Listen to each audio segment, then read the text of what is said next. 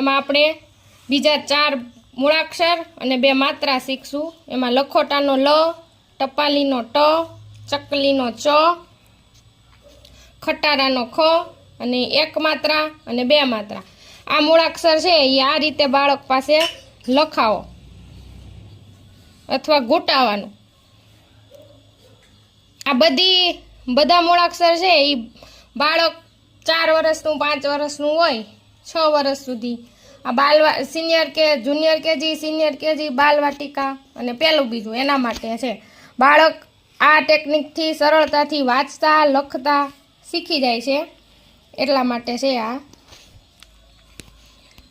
અને જેટલું આ અક્ષર ઘૂંટશે કે લખશે એટલું એને સરળતાથી આવડી જશે। અને 2 માત્રા ન કહેવું હોય તો ઉપર 2 લીટા એ રીતે પણ બાળકને શીખવાડી શકીએ। પછી અહીંયા શબ્દ છે લ ઉપરથી, તો બાળક જ્યારે આ મૂળાક્ષર ઓળખતો થઈ જાય કે આ લ છે, ટ, ચ અને ખ, ત્યારબાદ એને કહેવાનું કે આ જે શબ્દ છે એમાંથી લ શોધવાનો અને તેના ઉપર ગોળ કરવાનો આ રીતે।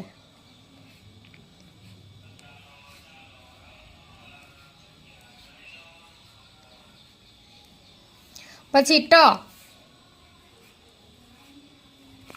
અને ચ ઉપર પણ એ રીતે।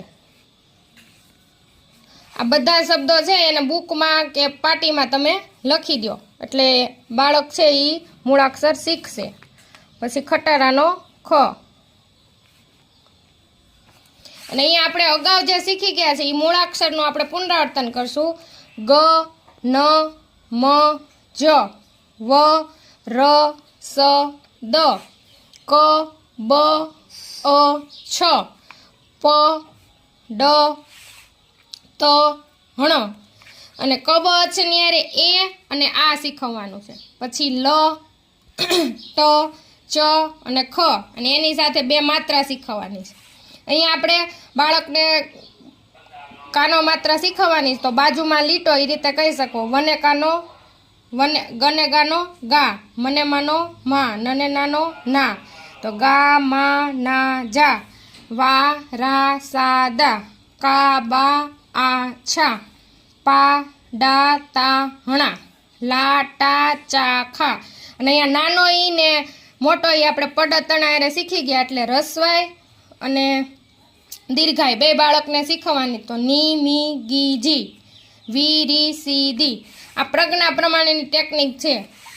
કી, બી, ઈ, છી, પી, ડી, ટી, હણી, લી, ટી, ચી, ખી અને 1 માત્રા ને, મે,